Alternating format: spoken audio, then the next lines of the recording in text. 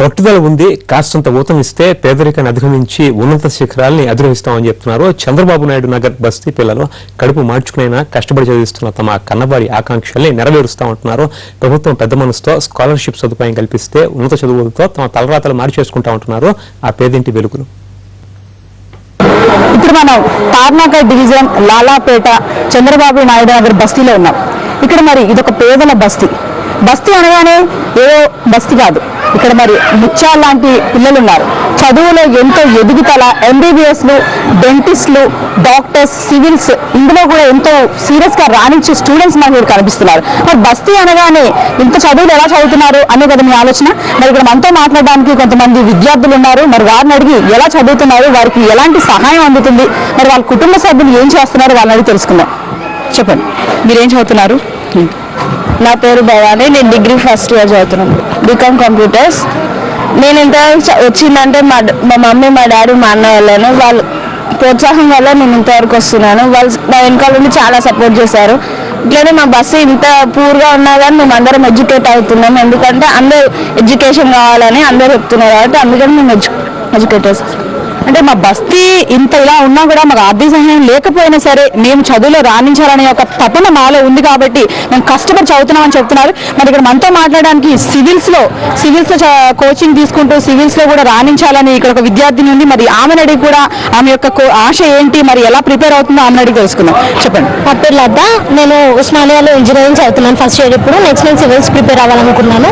మేము చిన్నప్పటి నుంచి ఇక్కడ ఉన్నాం. ఈ బస్తీ అనేది అప్పటి నుంచి అలానే ఉంది కానీ ఇంత కూడా డెవలప్ అవ్వట్లేదు.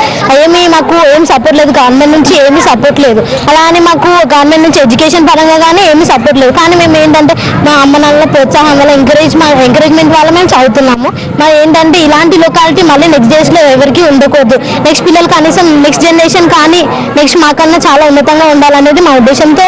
సో మేము చాలా ఇదిగా చదవాలనుకుంటున్నాము. అంటే మీ పేరెంట్స్ ఏం చేస్తున్నారు? డైలీ లేబర్స్ అండి. అంటే మీకు ఎలా, మీ ధైర్యం ఏంటి? మీ మమ్మీ డాడీ ఎంకరేజ్మెంట్ అండి. నెక్స్ట్ ఏంటంటే మేము వాళ్ళలాగా ఉండకూడదు అనేసి వాళ్ళు మమ్మల్ని చదివిస్తున్నారు. సో వాళ్ళ నమ్మకాన్ని మేము ఒమ్ము చేయకుండా అనేసి చాలా బాగా అవుతాం. మరి ఇక్కడ చెప్తున్నారు అంటే ఒక దాంతో చదివేసి ఇక్కడితో మనం ఆపేద్దాం, మన ఆర్థిక సహాయం మనకు అందదు అనేది తెలిసి కూడా వీళ్ళు ఇంకా పై చదువులు వెళ్ళడానికి కూడా ఎంతో ఇంట్రెస్ట్ చూపిస్తున్న సీరియస్ గా చదువుతున్నారు. మరి ఇక్కడ మనతో మాట్లాడడానికి శ్రీకాంత్ అనే విద్యార్థి కూడా ఉన్నారు. ఎంబీబీఎస్ లో సీట్ కోల్పోయి కూడా డెంటిస్ట్ లో కూడా రాణించాలని ఒక ఆశా దృక్పథంతో నడుస్తున్నారు. మరి కన్నడి కూడా మరి ఎలా ముందుకు సాగుతున్నాడని తెలుసుకుందాం. శ్రీకాంత్ చెప్పండి. నా పేరు శ్రీకాంత్ అండి. నేను మొన్న ఎంసెట్లో కొంచెంలో మిస్ అయిపోయింది ఎంబీబీఎస్ సీట్. మళ్ళీ లాంగ్ టర్మ్ చేసి సెకండ్ లాంగ్ టర్మ్ చేసి ట్రై చేస్తున్నానండి. ఇలా చదువుతున్నాను అంటే కారణం మా అమ్మ నాన్న వాళ్ళ ప్రోత్సాహం వల్లనే. సో మాకు కొంచెం ఆర్థిక భారం ఉంది. సో గవర్నమెంట్ నుంచి మనం సాయం చేస్తా అని ఆశిస్తున్నాం. మీ అమ్మ నాన్న ఏం చేస్తుంటారు? మా అమ్మ నాన్న పనులు అమ్మడం అండి. డైలీ లేబర్స్, ఇద్దరు లేబర్స్. ఇక్కడ ఉన్న విద్యార్థులు అందరూ కూడా మరి స్టడీ అవర్స్ అంటే మనకు అందరూ కలిసి గ్రూప్ స్టడీస్ చదవడం కూడా ఏమైనా జరుగుతుందా? అంటే అలాంటి ఏం లేదండి. ఇది ఫస్ట్ జనరేషన్ కాబట్టి ఇంకా అలాంటి మేకప్స్ ఏం రాలేదు. సో నెక్స్ట్ మా జనరేషన్ తర్వాత నెక్స్ట్ జనరేషన్ మాలాగా కష్టపడదని అనుకుంటున్నాను. మరి పళ్ళు అమ్ముకుంటూ ఇంటింటికి పళ్ళు అమ్ముకుంటూ కూడా చదివించే తల్లిదండ్రులు కూడా మనకి ఈ బస్తీలో కనబడుతున్నారు. మరి ఇక్కడ మనతో మాట్లాడడం ఇంకో విద్యార్థిని కూడా ఉంది. మరి ఆమె ఏం చదువుతుంది, ఆమె ఎలా చదువుతుంది అనేది కూడా మనం అడిగి తెలుసుకుందాం. చెప్పండి. నా పేరు సంధ్యారాణి అండి. నేను బీఎస్సీ సెకండ్ ఇయర్ చదువుతున్నాను. మా నాన్నగారు కార్ డ్రైవింగ్ చేస్తారు, అమ్మ చిన్న చిన్న పనులు చేస్తూ ఉంటుంది. అయినా ఇప్పుడు నేను ఈ చదువు చదవడానికి కారణం మా నాన్న అమ్మ ప్రోత్సాహం వల్లనే.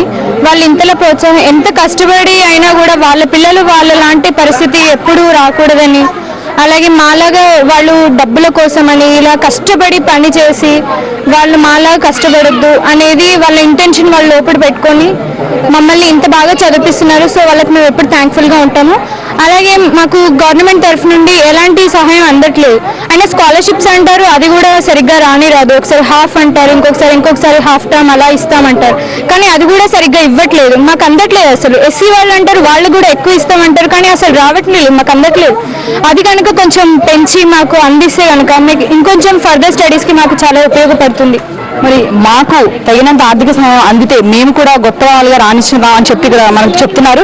మరి ఇక్కడ మనతో మాట్లాడడానికి ఈ లాలాపేట చంద్రబాబు నాయుడు నగర్ బస్తీ వెల్ఫేర్ అసోసియేషన్ అధ్యక్షులు వెంకటేష్ యాదవ్ గారు కూడా ఇక్కడ మనతో ఉన్నారు. మరి ఇక్కడ వాళ్ళకి ఎలాంటి సపోర్ట్ ఇస్తున్నారు, మరి ఆ విద్యార్థులు ఎలా ఉన్నారు, ఇక్కడ ఎలా రాణిస్తున్నారు అనేది వారి మాటలను తెలుసుకుందాం. సార్ చెప్పండి, ఇక్కడ ఎంతమంది స్టూడెంట్స్ ఉన్నారు? ఇప్పుడు MBBS PGలు చేసే వాళ్ళు ఉన్నారు, ఎలా చదువుతున్నారు, ఏంటి చెప్పండి? అందరు పిల్లలు అయితే గరీబ్ బస్తీది. చంద్రబాబు నాయుడు అంటే మరి అంత లేని ప్రాంతాల నుంచి వచ్చి ఇక్కడ కూలినాలు చేసుకొని అంత విలేజ్ నుంచి వచ్చి అక్కడ డెవలప్మెంట్ లేకపోతే హైదరాబాద్కి వచ్చి మన సికింద్రాబాద్కి వచ్చి ఇక్కడ గుడిసెలు చేసుకొని 20 సంవత్సరాల నుంచి ఉంటున్నారు. అందరు పిల్లలు చదువుకోవాలని కూడా మేము బస్సు తరగతి కూడా మేము చెప్తున్నాం. కొంతమంది పిల్లలు అయితే పంపలేదు. అంటే పిల్లలు చదువుకుంటున్నా వాళ్ళ ఫ్యూచర్ బాగుంటుంది. ఎందుకంటే మేము కూడా తక్కువ చదువుకున్నాము. అట్లాంటివి లేకుండా పిల్లల జనరేషన్ ఉంటేనే పిల్లలు చాలా డెవలప్మెంట్ ఉంటుంది. చూశారు కదండి, మరి ఇక్కడ ఇంత ఆర్థిక స్తోమత లేకపోయినా ఈ బస్తీలో పిల్లలు ఆనందించారు, చదువులో రాణిస్తున్నారు. మరి వీరికి ప్రభుత్వం నుంచి సహాయం అందితే తప్పకుండా మేము కూడా కార్పొరేట్ స్కూల్స్ తో ఉన్న స్టూడెంట్స్ తో పోటీగా మేము కూడా ముందుకు వెళ్తామని చెప్పేసి ప్రతి ఒక్క విద్యార్థి చెప్తున్నారు. మరి వారు కూడా విద్యలో రాణించాలని మనం కూడా ఆశిద్దాం. కెమెరామెన్ సత్యనారాయణతో నవీన, NTV. ఇది ఇప్పుడు ఫోకస్. మరొక అంశంతో మరో ఫోకస్ లో కలుసుకుందాం. నమస్కారం.